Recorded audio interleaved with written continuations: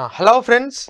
So in continuation to the part 1, now in this we will discuss about the employment and unemployment conditions in the country, because the one of the social sector indicator is employment. So if the employment is good, means definitely we can say that the social indicators are improving. But if the economy is performing well but the employment rate is not good, then that cannot be considered as an inclusive development or inclusive growth. So that's why employment and unemployment numbers are very important. So under periodic labor force survey, so here it is a survey principal status plus subsidiary status. This survey, I'll tell you what is that principal status plus subsidiary status, but this survey name is principal status plus subsidiary status. That is a type of survey. It's a broadly it's a PLFS survey. So they have given data from 2017-18 to 2020-21. So they have given for male, female, total, rural and urban area. So normally after PLFS survey, we will consider three parameters. One is labor force participation rate, second one is worker population rate, and third one is unemployment rate. So labor force participation rate means the percentage of working age population engaged in a work or making tangible efforts to seek the work or being available for the work if it is available. That means how many people are ready to do the work or doing the work. So that is the size of labor force. That is labor force participation rate. In that, the worker population rate is defined as the percentage of employed persons in total population. So percentage of workers, working population in the total, not in labor force. So this is the total population. In the total population, only some is labor force, because children and senior citizen, some disabled people, you cannot call it as a labor force. They can't do the work. So this is the labor force participation rate. Now worker population ratio means working population in the total population. So that is WPR. When it comes to the unemployment rate, unemployed persons in the labor force. So these are the three different things you need to remember. And if you see the data, yes, for both rural and urban from 2018 to 2021, for both male and female, so labor force participation increasing, labor force participation increasing for both rural and urban, increasing, worker population ratio increasing, unemployment rate decreasing. So it's a good sign if you take male or female, if you take total persons. Okay, so worker population ratio is increasing, labor force participation rate increasing, and unemployment rate is decreasing. So this is a good move. Now in this, so I told you like this principal status plus subsidiary status. So what is this principal status plus subsidiary status means? So who is an employee? How will you decide like someone is an employee and someone is an unemployed? Here when you are conducting a survey under this PS plus SS survey, if he or she must have pursued an academic activity for at least 30 days during the 365 days preceding the date of the survey. So the assessment people, they will go and they will ask, have you worked for at least 30 days in the last 1 year? If they say yes, they will consider them as the employed person, otherwise they will consider unemployed. So this is that survey. That means to qualify as an employed person, you no need to work 365 days in the last 365 days. Even if you work for at least 30 days in the last 365 days, then you can consider as an employed. That is what this survey. Okay. Anyway, these are definitions about labor force participation rate and worker population rate and unemployment rate. And now there is another survey, the same survey, but this is a weekly status survey, current weekly status. So earlier one was principal status plus subsidiary. You know what is that principal status plus subsidiary status. Okay. Now this is a weekly survey. Weekly survey means in this, so the people who are assessing, they will go and they will ask, and here they will consider a person as employed if he worked for at least 1 hour in the last 1 week. Okay, if she must have pursued an academic activity for at least 1 hour during the 7 days preceding the date of survey. So in that survey, what are the results that they have given? Again, in this, labor force participation increased, worker population ratio increased, unemployment rate reduced in both rural and urban, the same tendency. Okay. Now here unemployment rate is increased in weekly status in urban area. Okay. Here it is reduced, but here in weekly status there is an aberration here. Just write 9.5 to 11, 11 to 10. There is an increase and there is a decrease. Again the same thing happened here. Trends in broad employment status. So the percentage of workforce in self-employed, it is increasing. Okay. In casual labor it is declining. In regular wage salary there is an abnormality, but in self-employed it is increasing. Okay. This is one fact you need to remember. Okay. Change in female labor force participation rate. They have given statewide. Nagaland is having 30% of female labor force participation rate. So in the labor force, what is the share of female or women? See, this box is important. Box 6.2. This is very, very important. So this box is giving an information related to participation of the women in the labor force. So the numbers are not on par with the men. That doesn't mean that women are not working, but women are working. Women are working, but it has not captured it in the labor force participation rate.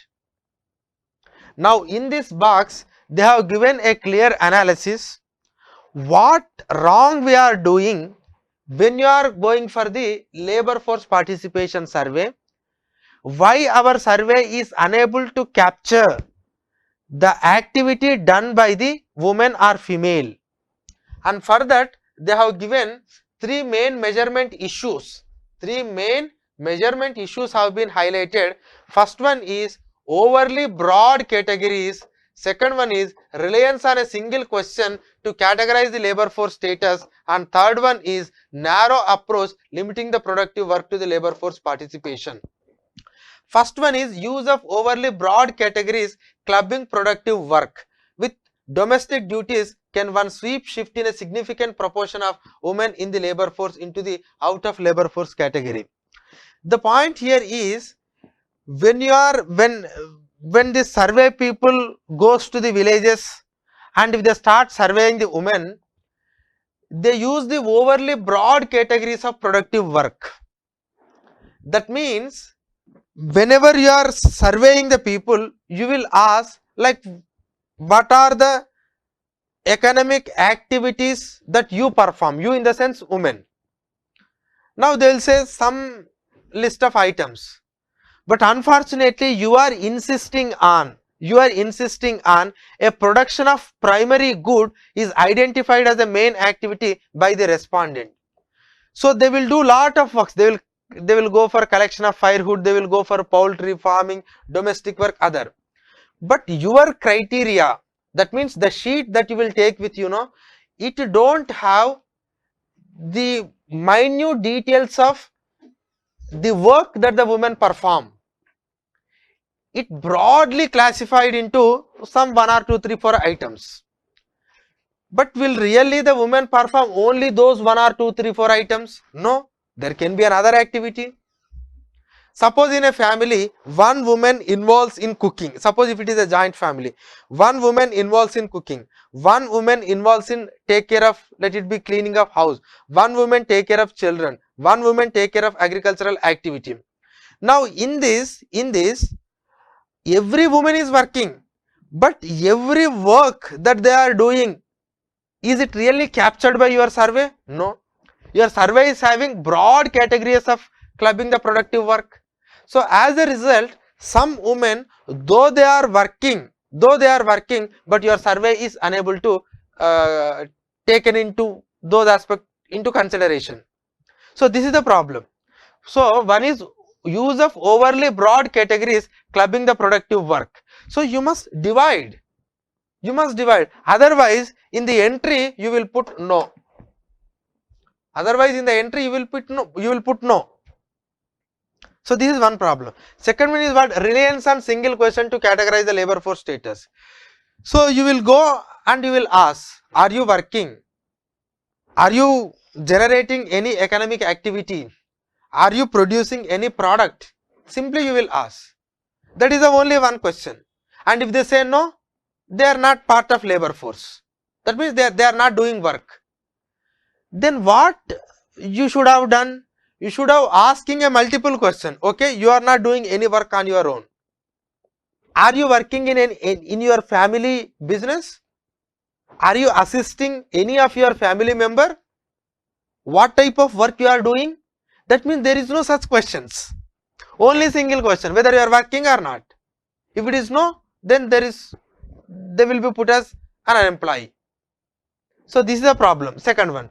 Third one, the narrow approach of limiting the productive work to labor force participation. See, okay, labor force participation, for this you have a criteria. For that they must produce a productive, they must do productive work. What is productive work? It must have some economic value. Suppose a woman, if she is working as a housemaid, yes, that is a productive work. A woman, suppose if she is taking tuition, that is a productive work. Suppose if a woman working as a cook, she is doing productive work.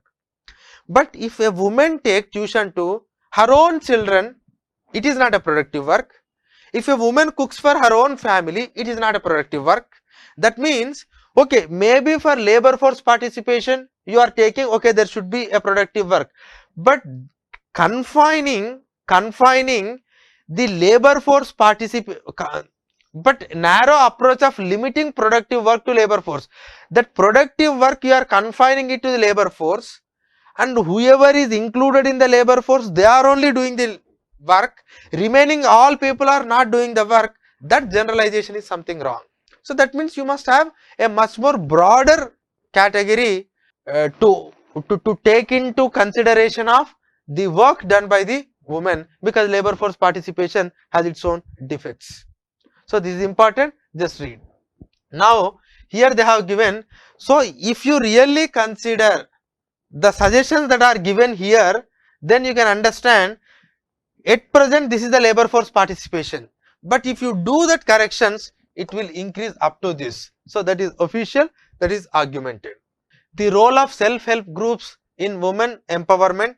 So self-help groups are important because you may get a question on this self-help groups, okay, as a part of paper 2 or paper 3, very important. They have given some, okay. So the formation of self-employed women association in 1972, first time, okay. There is different names, okay, like Kudumbashree in Kerala, Jivika in Bihar, Mahila Arthik Vikas Mahila Mandal in Maharashtra, and looms of Ladakh, okay. Just try to remember these things, okay.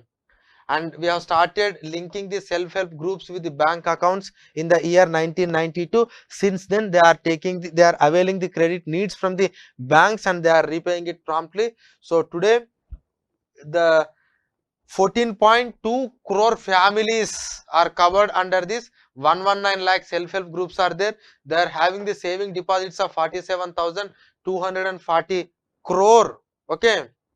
So some 67 lakh groups with collateral free loans of 1,51,000 crore. So these are some of the numbers, okay. And yes, this is important. Self-help groups in action during the COVID-19. Just have an idea. During the COVID-19, they are involved in the production of masks, sanitizers, protective gears, creating awareness, delivering essential goods, running community kitchens, supporting farm livelihood, convergence with MG Narega, and delivery of financial services. These are all done by the self-help groups during the COVID-19. So definitely we need to, there are some issues in it. We need to remove the intra-regional disparities. We need to enhance their skill set and we need to make them into a micro entrepreneurs. We need to bring the market access to their products. So they are all some of the things that we need to do. That was mentioned it under the way forward, okay. And here they have given some data related to self-help groups. Just have an idea, quarterly urban employment indicators. Yeah, normally labor force participation is an annual survey, but under labor force participation rate, especially for urban areas, there is a quarterly survey. Okay, even if you see, it starts with June September 2019 up to June September 2022. You see the unemployment rate. Okay, from here, this is something COVID time, and after that it is reducing. Here some increase, but otherwise it is reducing. Okay, annual survey of industries. Yes, annual survey of industries is important because this gives the information related to the industries and the number of workers working in the industry. Okay, so it is conducted by the Ministry of Statistics and Program Implementation, and those who are registered under the Factories of 1948 Act, they are in the annual survey of industries. So here they have given some data related to, in terms of share of employment, the food processing industry is providing uh, to the 11.1% of employment, to the 11.1% of the total industrial workers. Okay, this data is important when you are writing about food processing industry. You can quote, because on food processing industry definitely you will get a question in GS 3. Okay, in economy. So according to the annual survey of industries, 11.1% of the industrial workers are working in food processing sector. When it comes to the state wise, Tamil Nadu has the largest number of persons engaged in the factories. Just have an idea about this data for your reference. Yeah, net addition of subscribers into the EPFO. So this is the data normally government quotes. See, this shows that EPFO means, okay, the people who are joined into the formal employment net, they will subscribe with the EPFO and they will get some social security benefits, and the data is with the government. Now if you see 2019-20, 2021, 21-22, 22-23. So this is the latest year. So if you take the latest year, so this year is high in every month, April, May, June, July. Okay, in all the aspects it is higher than the preceding years. That is a good move. That means many people are working with EPFO, means many people are joining as an employees. That means they are getting employment. That shows that we are creating the jobs. So that is what. But there is another argument, like EPFO don't give the data about the new employment, but it gives the data about new formal employment. See, earlier those who have not joined in EPFO, if now suddenly they joined in EPFO, you cannot consider it as a new employment. It is just an upgradation from informal to formal. But anyhow, we don't have clear data like how many have upgraded from informal to formal, we don't know. But certainly government quotes this as the data, like they are joining, and we don't know exactly whether they are newly joined or whether they are rejoined. But anyhow, here they have given net addition in payroll is equal to number of new subscriber plus number of exited members rejoined minus number of members who are exited. But anyhow, but this doesn't capture how many are transferred from informal to formal, that means contractual to a permanent employment system. But anyhow, this data is important. It is all time high when you compare it to the last year. And even Government of India subsidize, that means Government of India incentivize the industry to retake the people who left their job during the COVID-19. As a result, some people have rejoined, and this includes rejoin also. This yellow curve includes rejoining also. That's why here you say number of new subscribers rejoined minus exited. And in these new subscribers, whether they are already working or whether just they have started working, we don't know. If they are already working, means earlier they are informal, now they are formal. Number of person demanding work under MG Narega, so it is reduced. Now the government argument is, during the COVID-19 time, there is no employment to the people. That is why there is a lot of demand for MG Narega. But as the economy started working, now the people are getting employment. When the people are getting the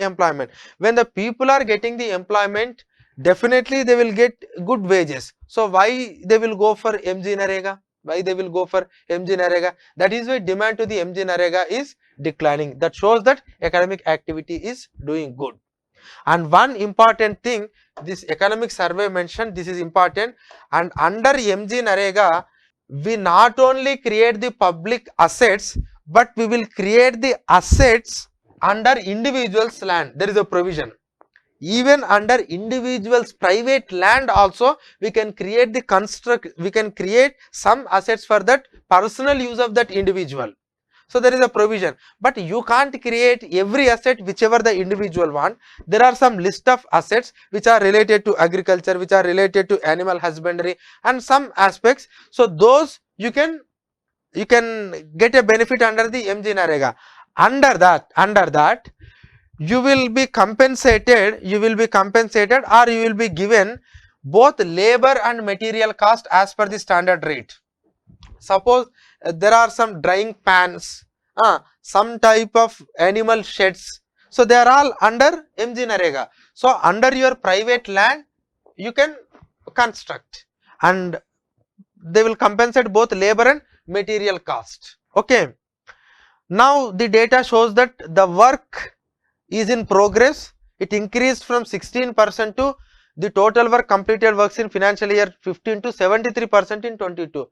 So this will give a benefit to the private individuals, and survey is saying like, yes, though we are creating it in private, it helps the private people. So it improves the agricultural productivity of those people. It increases the production related expenditure of those people reduces, income per household increases, and it reduces the migration, and it reduces the indebtedness. So this is what is going to happen to that people. Okay. So whether it is correct or not, that is a different story to assess, but whatever we are doing here, that is giving some results.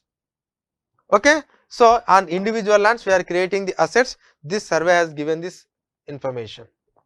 This is not important because the different type of works taken it under MG Narega. You can see land development, renovation of traditional water bodies, rural sanitation, works on individual land. You see, works on individual land.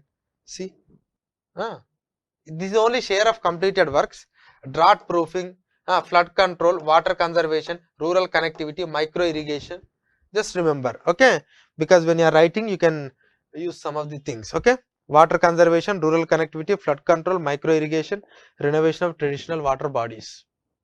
National Career Service Project, just read, I already made a mention about it.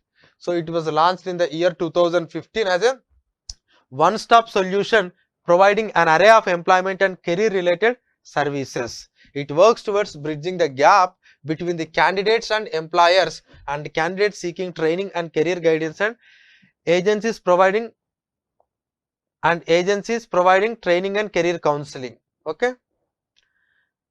And recently they have partnered with the private sector under the Digi Saksham. Okay. So they will also involve in providing the training. Even they want to provide some technical and vocational training also.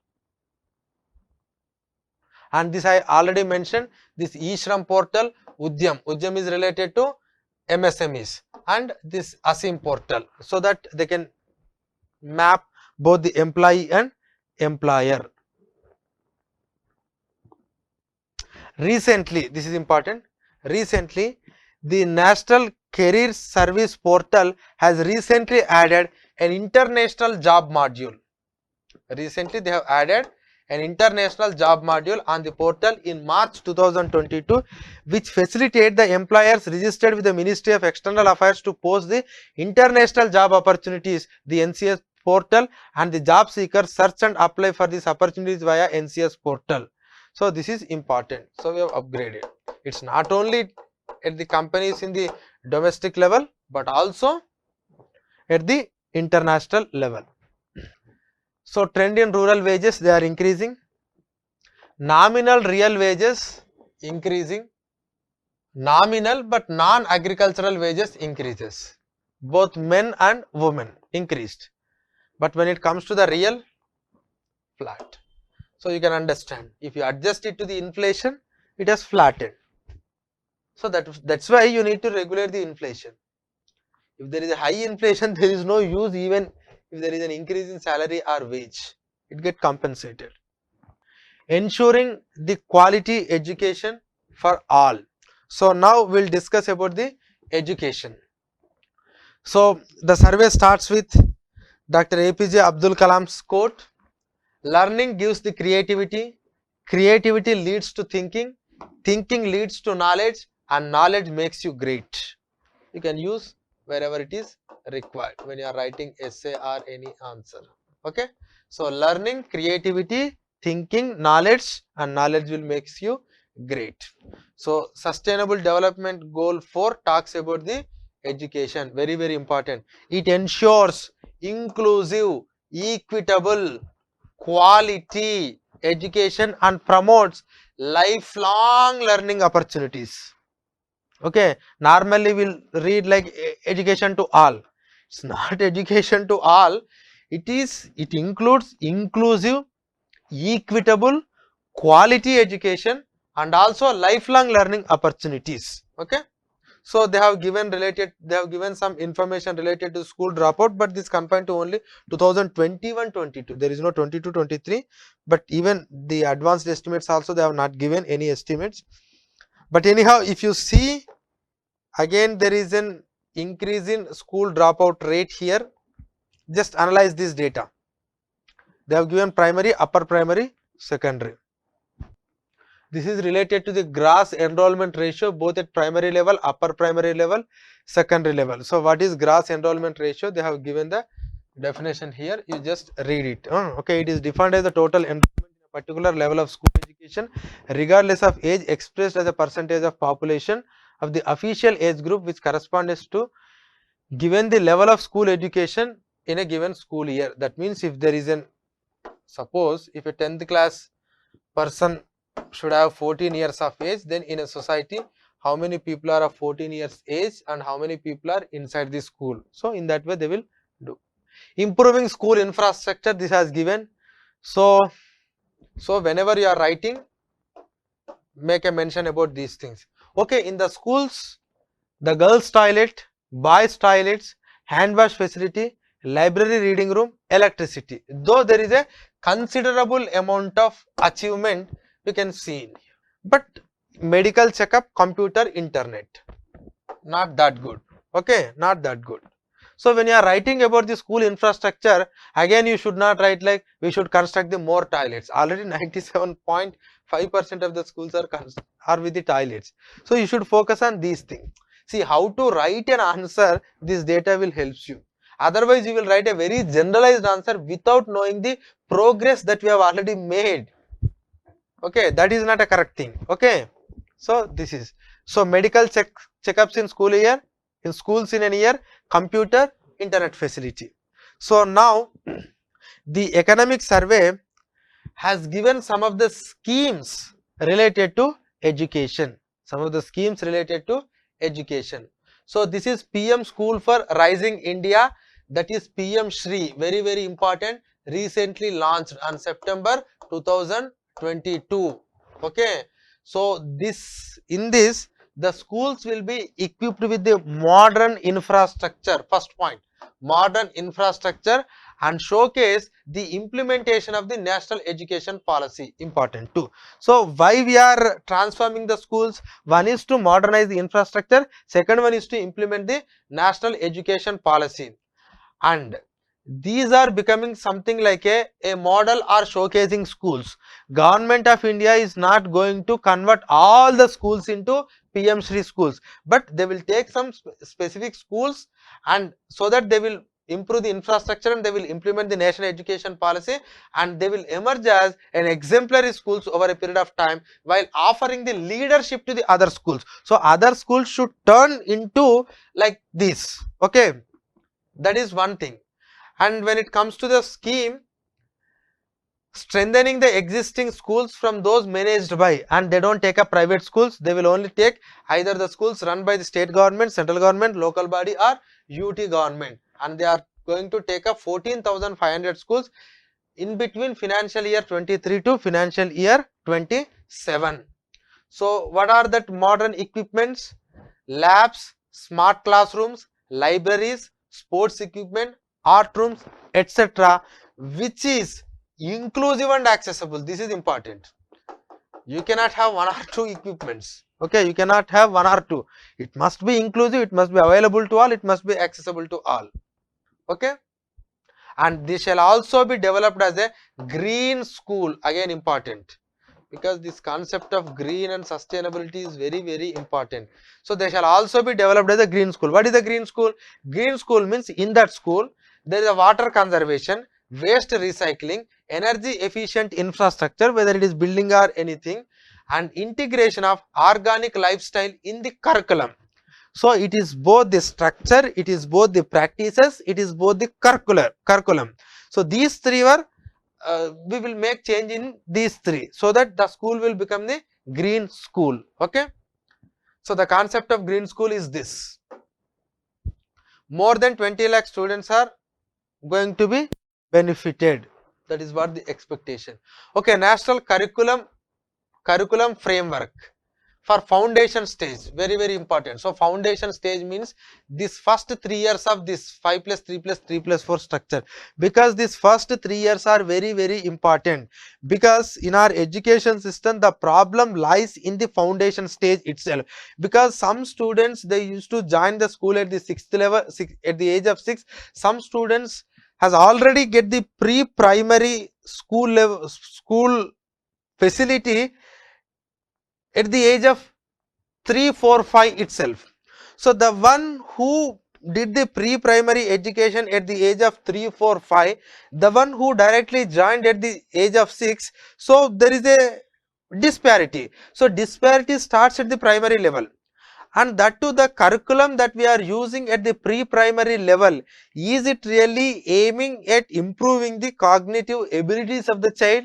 So what are the changes we need to bring? So in the national education policy, they clearly mention like this pre-primary education is compulsory for all, and everyone should join in the school at a first class level only at the age of 6 years. That is what the recent the circular that was released by the Ministry of Education.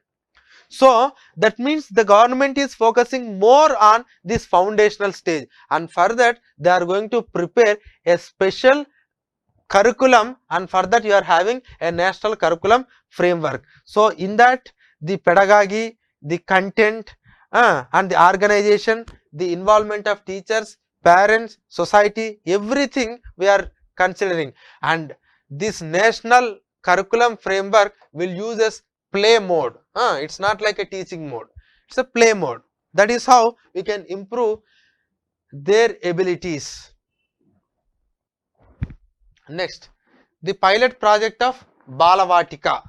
So this Balvatika at the age group of 3 plus 4 plus 5, again foundational years. So to develop the cognitive, affective and psychomotor abilities, and also early literacy and numeracy. Early literacy and numeracy. Okay, we are having other schemes. We are having other schemes like Pade Bharat, Bade Bharat, like other schemes are there, but this starts only at first class, second class, third class. But this scheme at pre-primary, 3 plus 4 plus 5 plus, that is that foundation level. Okay, we have already launched it in 49 Kendriya Vidyalayas. Okay, next, toy based pedagogy. Okay, so the pedagogy should be based on toys, and that too indigenous toys. Important. Screening tools, mobile app for specific learning. So Prashast, this is a disability screening mobile app at the school level, so that we can have the database of the disabled persons, so that we can bring any changes. National credit framework. So vision of new NEP, because national education policy has come up with different set of learning, different setup of the choosing of courses, and you can parallelly do multidisciplinary courses, and there is an entry and exit, multiple entry, multiple exit mode. So during in this scenario, what should be the criteria for credits, how many credits one must get, and in what time they should get. So like all these things, to prepare that, we are constituted a national credit framework. National credit framework, in that the NHEQF, NSQF and NSEQF, these are the three institutions involved in it. So to prepare the total credit framework.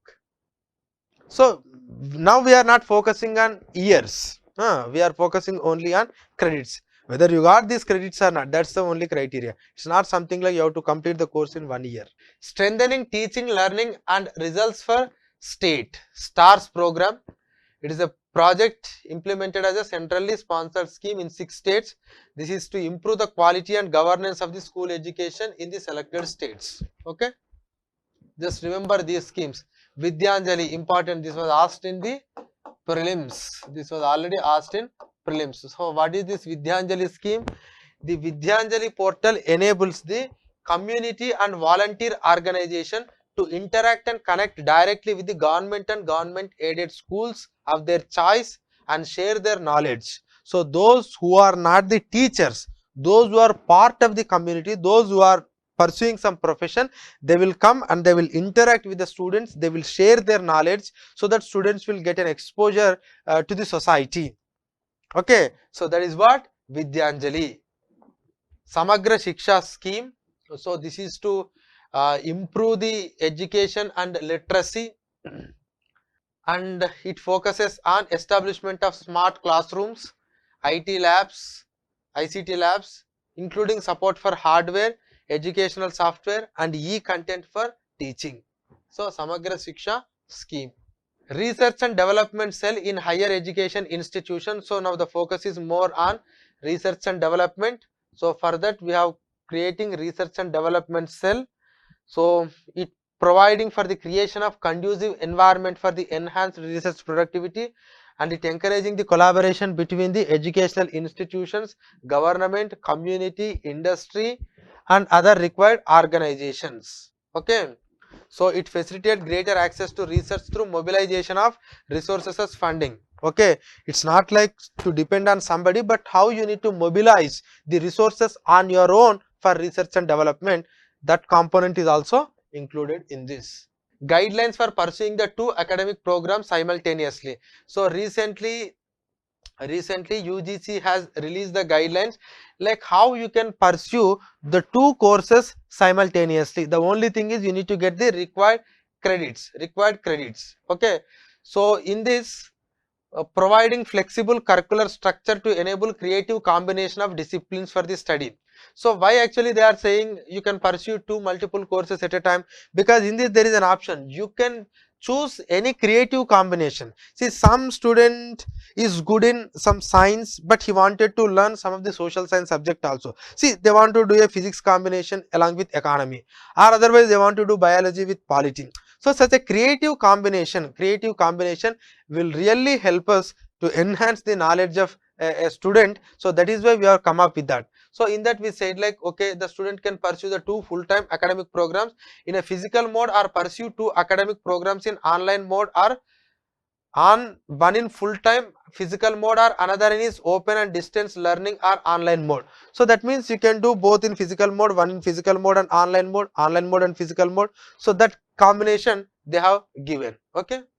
Skill development. So when it comes to the skill development, so Pradhana Mantri Kaushal Vikas Yojana, we have started 3.0 is being implemented, and it has 2 components, very important, because already the question was asked in prelims. One is they will provide the short term training. Second one, they will recognize the prior learning. If you are already having a skill, or if you are already trained in a particular skill, then your skill will get a recognition apart from giving a training. Okay, so these are the 2 things this was asked. Okay, so Pradhana Mantri Kaushal Kendra set up at the district level are envisaged as the state of the art visible and aspirational model training center. So this is how, and in this year budget we have started 4.0 with focus on artificial intelligence, machine learning, 3D printing and all new technologies. So to train the youth of the country. Jan Shikshan Sansthan scheme. So in this scheme, they will provide a lump sum amount to some Jan Shikshan Sanstans. That means some of the NGOs who wanted to train or provide the skill training to the non-literate, neo-literate persons with a rudimentary level of education and school dropouts to class 12 in the age group of 15 to 45. So for them, NGOs can provide the skill development. For that, they will get some lump sum under the Jan Shikshan Sansthan scheme. Important. Okay. The priority groups are women, SC, ST. And again, under National Apprenticeship Program scheme, they will provide the financial support to the industry. Financial support to the industrial establishments for undertaking apprenticeship program, because apprenticeship is very, very important.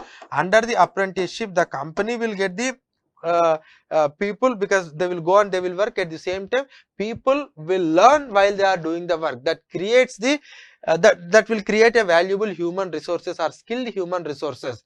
But some industries they are not interested, because they need to pay some amount of money for them, because they are working there. So government is saying like, you don't worry much, I'll give some sort of financial support. So let them work with you, let them learn on their own. So this is how apprenticeship works. And there is an Apprenticeship Act, Apprentice Act 1961. Okay, Sankalp scheme. So it's a World Bank assisted initiative to assign the skill development program with local demand and aspirations of the youth. Okay, so local demand and aspirations of the youth. And craftsman training scheme, it provides the training both in skills and training methodology. So just read these schemes. Okay, so this is something related to the employment, education, higher education, skill development, women participation, and the issues related to women participation in the labor force. Okay, so in the next video, we'll discuss some other aspects of the social infrastructure or social sector. Okay, thank you. Amrita IAS Academy.